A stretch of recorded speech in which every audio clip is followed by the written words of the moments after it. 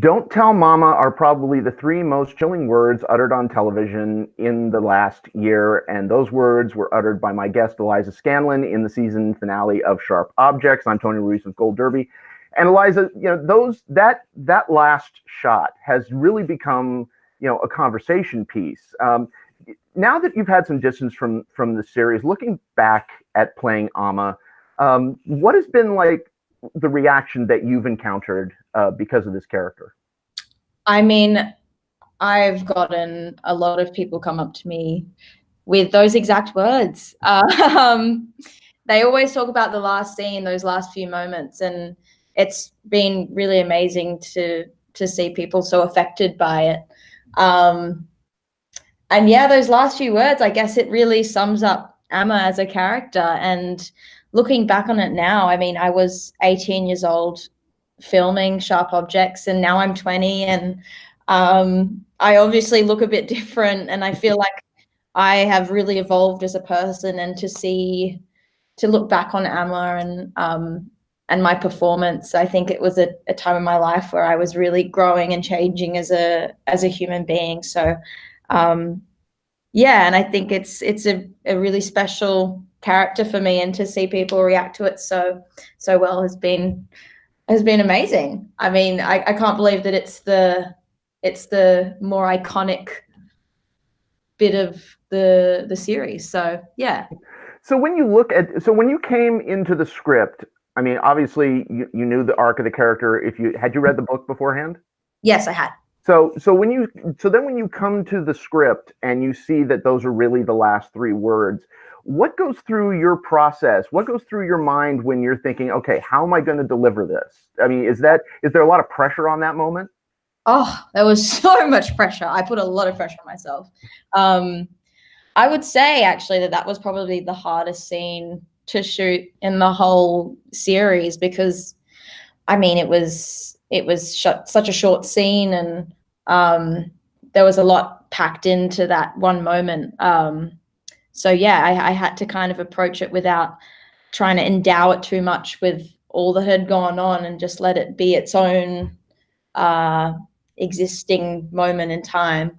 And yeah, I guess there's so many contexts in which she uses this phrase, and I guess that for this last moment, I wanted to show her vulnerability, and to not let the audience forget that she is a victim of trauma and mental illness. And while she is a psychopath, and while she does have a lot of demons, she is just a little girl in the end.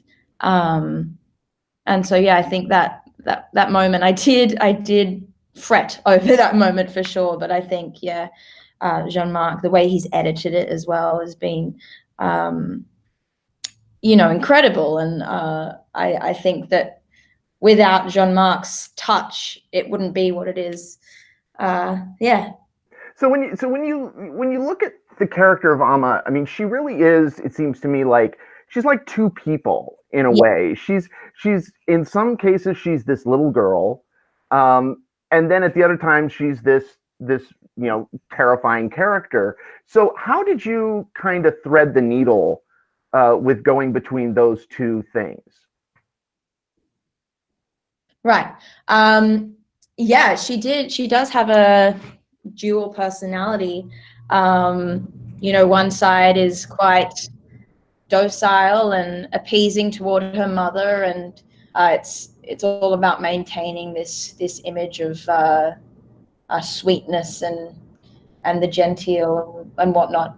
And then the other side of her is rather rebellious and precocious, and she's wanting to ripple the waters. She wants to create tension, and I guess this is born out of a deep insecurity. She doesn't get the love that she needs from her mother, so she has to exercise control outside of her home to feel a sense of purpose and to feel needed, I guess. So yeah, I guess I threaded these two identities together just reminding myself of the heart of this character and trying to find the truth in Amma. And I mean, playing someone like Amma, you have to like her. You can't play a psychopath or an evil character if you hate them. So I had to find a reason to really empathize with Amma, and that was her need to be loved. And everybody wants to be loved by their parents and taken care of. And it's the same as Camille. All Camille wanted was to be taken care of and to be loved. And I think it's the same for Amma, but it's in a more, it appears on surface level that she's been taken care of, but not in the way that she really needs. So her rebellious personality was a way of her letting out her anger and frustration at not being truly, deeply cared for. And it was a very difficult role, I must say, to dive into. But it's taught me so much, and it's really set me up for the roles I have gone on to do after Sharp Objects. Yeah. So what exactly? Expand on that a little bit. What do you think you took from this experience that's helped you in your subsequent work? Well, honestly, looking back on Sharp Objects now, I realize that I was quite young doing that role, and looking back on it, I think that, you know, I was really committed to the role, but I was quite insecure about my performance, and I did fear that I wasn't going to do the job that people wanted me to do. And having Amy and Patricia by my side, guiding me through it and having them really take me under their wing was an absolute blessing. And, you know, they really set the standard for me. That these people, I was watching them every day, and these people were my, you know, they were my mentors and the people that I looked up to. And going on to other projects, they were the standard that I was striving for. And yeah, I think I've just developed a lot of skills, in the past 2 years. And I think I'm really growing into myself as a person. I'm still very young, and I've still got a lot to learn. And and I think doing that role, I've become less afraid to forge my own path and do the jobs that I really want to do. For example, I'm just about to go back to theatre. I'm doing a play. I'm doing Lord of the Flies at Sydney Theatre Company really soon, and it's really lovely to go back into theatre. And I think it's just really, it's helped me ground myself and assure myself that, you know, I'm on the right path, and whatever happens, you know. Yeah, and the thing that I always think about is, you know, when you do a series like this, you know, that's so heavy and so dark, during the process of it, and during any shoot that's kind of like dark and heavy like this, how do you live in that space? Are you able to kind of leave it behind? Is the set a light place? What's the working environment like? Well, I used to think that I was really good at separating myself from a dark story. But looking back on it now, I think that I was quite immersed in it the whole time. And it was only until probably a year later that I realized how crazy I was doing that series. But yeah, I think I'm getting better at sort of separating the two. But more than just the dark topics that I seem to be delving into a lot lately, it's more the post-depression I get from working on a set and working with these people every day that really gets me down. Because, you know, you become a family with these people, and I think that's the most devastating thing for me is, you know, being with a family for, you know, 3 months, and then all of a sudden you know, everyone goes off back to their homes, and you don't see them for a long time. And I find that really hard because, you know, you get really close with these people. But yeah, I think there's different strategies that I use, and think it's all about having a life outside of acting, and making that just as much of a priority. I mean, like, I've gotten into surfing lately, which has been really cool, and a good way to spend my time. So yeah, different ways of doing it. So now, this show was, such a phenomenon, and so what do you go forward? How do you go forward and then evaluate scripts? What do you look for when a project comes your way? Well, at the moment, I guess I've been looking for projects, as I assume any other women would, that represent the female experience accurately, and it shows diversity, and it represents all sorts of people.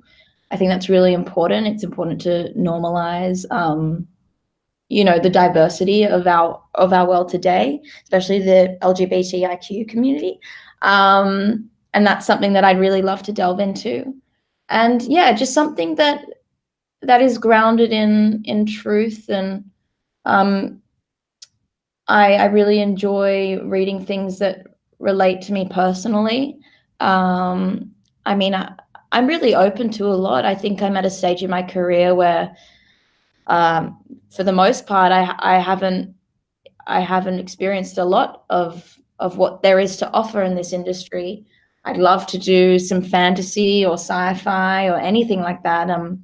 Anything that really sort of fires up my imagination and my curiosity and gets me excited and gets me off my feet and on my feet, I mean, and, wanting to get creative and, delve into it. So yeah, I think anything that sort of speaks to me, and that really changes with every day, month, year.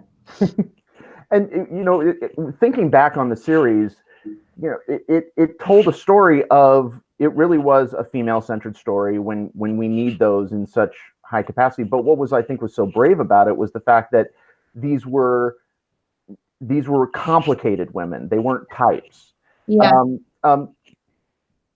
What was it like on the set? And you alluded to this a little bit with Patricia Clarkson, Amy Adams.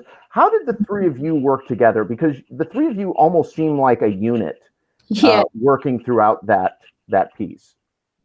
Well, I think all of our characters, really, it implies that women can be as dark and dangerous as men can be.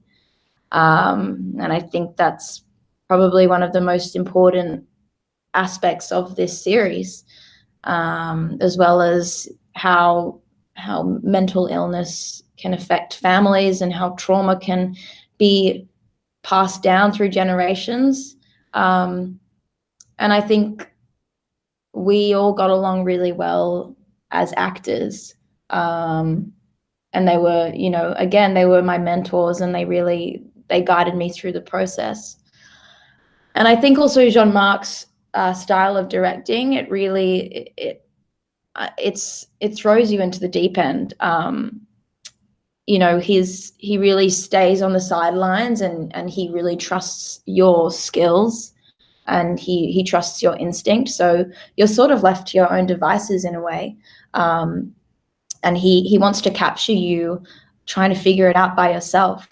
And I think when you're in that environment, you sort of bond with your fellow actors, and you're sort of on the ride, and you're in it together. And yeah, I think from what I can remember about shooting this, so much of it was just about playing around and finding the nitty-gritty bits and taking risks. And I think I'm sure for all the actors watching this, they know that when you take risks, it forms a connection between you and the another actor that's just indescribable. And it's this incredible closeness that you feel to a person. And that's why we do it. That's why we love acting. You can feel so incredibly intimate with another person, and even someone you've never met before. And I think that's the beauty of it. Exploring what could be together. But yeah, I think that they've been in the industry for quite a while now, and they've got a lot to teach me, and also they're a lot of fun as well. I loved hanging out with them. They're a good time. So yeah, they're lovely people. So last question, in your mind, you know, those of us that are familiar with the book and what happens, did you, and you don't have to share the details if you don't want to, but did you have in your mind what happened after the show went to black? Like after Amma reveals the truth? Did you have a direction in your mind about what was next? You mean directly after? Yeah. Oh, well, I mean, I know what happens like a few months later, but what I would imagine is that I guess Camille would be in absolute shock, and I guess maybe Amma would run away, or maybe she'd confront it. I don't know. I feel like she'd try and like play it down, like nothing happened. I just got a little bit angry, and I just lost control, and it's fine. We don't have to tell anyone.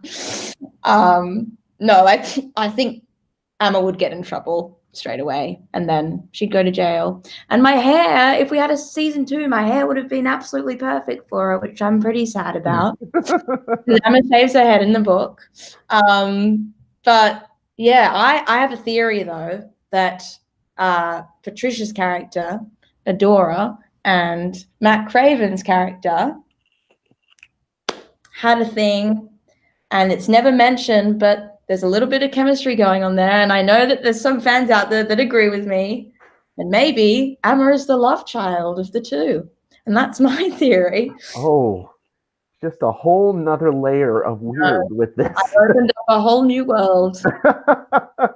You're welcome. Well, Eliza Scanlen, thank you so much. Everybody go to goldderby.com, make your predictions for the Emmys, Tonys, Oscars, Grammys, and stay tuned to this channel for more interviews with awards contenders throughout the season. Eliza, congratulations. Thank you so much. Thanks, guys. Bye.